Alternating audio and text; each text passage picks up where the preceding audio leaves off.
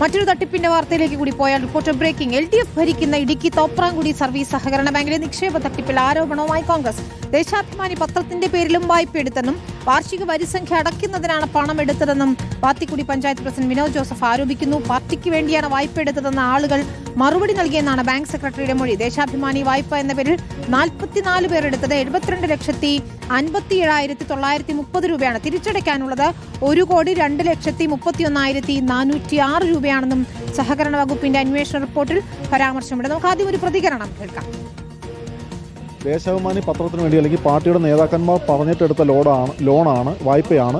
ഞങ്ങൾ തിരിച്ചടയ്ക്കാൻ കൂട്ടാക്കുന്നില്ല എന്നാണ് ഈ വായ്പക്കാർ പറയുന്നത് എന്നുള്ള സെക്രട്ടറി മൊഴി നൽകിയതിൻ്റെ അടിസ്ഥാനത്തിലാണ് ഈ 1,02,34,000 പരം രൂപ ദേശാഭിമാനിക്ക് വേണ്ടി വകമാറ്റി വായ്പ എടുത്തതാണെന്ന് ഞങ്ങൾ ആരോപിക്കുന്നത്. അത് ഏതാണ്ട് 6ഓളം ദേശാഭിമാനി എന്നുള്ള പേരിലുള്ള സംഘങ്ങളുണ്ട്. ഇത് ആരാണ് അതിനകത്തെ അംഗങ്ങൾ എന്നുള്ളതിനെ പോലും വ്യക്തമായ രേഖകളില്ല. വ്യക്തികളുടെയും സംഘങ്ങളുടെയും പേരിൽ ഏതാണ്ട് 1 കോടിയിൽ പരം രൂപ ഈ കഴിഞ്ഞ 5 വർഷം കൊണ്ട് ദേശാഭിമാനിയുടെ വാർഷിക വരിസംഖ്യ ചേർക്കുന്നതിന് വേണ്ടി മാത്രം ചെലവഴിച്ചു എന്ന് പറയുമ്പോൾ ഇവിടെ നടത്തിയിട്ടുള്ള എല്ലാ കുറ്റകൃത്യങ്ങളും ഈ സാമ്പത്തികങ്ങളുടെയും വിവരങ്ങൾ പാർട്ടി നേതൃത്വത്തിന് അറിവുണ്ടായിരുന്നു എന്നുള്ള വ്യക്തമാകുന്ന ഒരു തെളിവാണത്. കാരണം പാർട്ടി അറിയാതെയല്ല ഇത് ചെയ്തിട്ടുള്ളത്.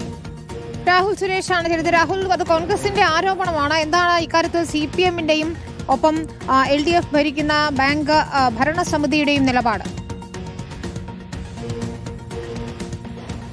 വിനീത, തോപ്രാംകുടി സർവീസ് സഹകരണ ബാങ്കിൽ നടന്ന 10 കോടിയിലധികം രൂപയുടെ തട്ടിപ്പിന്റെ വാർത്ത നേരത്തെ തന്നെ പുറത്തു വരികയും ചെയ്തിരുന്നു. ഇതിലിപ്പോൾ സഹകരണ വകുപ്പ് നടത്തിയ അന്വേഷണ റിപ്പോർട്ട് പുറത്തു വരുമ്പോൾ അതിൽ ദേശാഭിമാനി വായ്പ എന്ന പേരിൽ ഏതാണ്ട് 72,57,930 രൂപ 44 ആളുകൾ എടുത്തതായി പറയുന്നുണ്ട്. ഈ ദേശാഭിമാനി വായ്പ എന്നത് എടുത്തത് ദേശാഭിമാനി പത്രത്തിന് വേണ്ടിയാണെന്നാണ് കോൺഗ്രസിന്റെ ഗുരുതരമായിട്ടുള്ള ആരോപണം. അതിൽ വാർഷിക വരിസംഖ്യ അടയ്ക്കുന്നതിന് വേണ്ടിയിട്ടാണ് ഈ ദേശാഭിമാനിയുടെ വാർഷിക വരിസംഖ്യ അടയ്ക്കുന്നതിന് വേണ്ടിയിട്ടാണ് ഈ പണം വിനിയോഗിച്ചിരിക്കുന്നത് എന്ന ഗുരുതരമായിട്ടുള്ള ആരോപണമാണ് കോൺഗ്രസ് ഉന്നയിക്കുകയും ചെയ്തത്. അതിൽ ഈ ബാങ്ക് ഭരിക്കുന്ന ബാങ്കിലെ സെക്രട്ടറിയുടെ മൊഴിയും ഈ അന്വേഷണ റിപ്പോർട്ടിൽ പറയുകയും ചെയ്യുന്നുണ്ട്. ഈ 44 പേരും എടുത്ത പണം ഇതുവരെയും തിരിച്ചടയ്ക്കാൻ തയ്യാറായിട്ടില്ല. അവരോട് ചോദിക്കുമ്പോൾ തങ്ങളുടെ വ്യക്തിപരമായിട്ടുള്ള ആവശ്യങ്ങൾക്ക് വേണ്ടിയല്ല, മറിച്ച് പാർട്ടിയുടെ ആവശ്യത്തിന് വേണ്ടിയിട്ടാണ് പണം എടുത്തിരിക്കുന്നത്. അതുകൊണ്ട് തങ്ങൾ ഈ പണം തിരിച്ചടക്കില്ല എന്ന് ഈ ആളുകൾ പറഞ്ഞതായി ഈ പഞ്ചായത്ത് സെക്രട്ടറിയുടെ മൊഴിയും പറയുന്നുണ്ട്. എന്തായാലും ഇതിന്റെ അടിസ്ഥാനത്തിലാണ് ഗുരുതര ആരോപണം കോൺഗ്രസ് ഉന്നയിക്കുകയും ചെയ്യുന്നത്. അതേസമയം ആരോപണം നിഷേധിക്കുകയാണ് CPM ചെയ്യുന്നത്. ദേശാഭിമാനിയുടെ പേരിൽ ആരെങ്കിലും പണം എടുത്തിട്ടുണ്ടെങ്കിൽ അത് ദേശാഭിമാനി പത്രവുമായി യാതൊരു ബന്ധമില്ല എന്നും CPM പറയുന്നു. വിനീത്.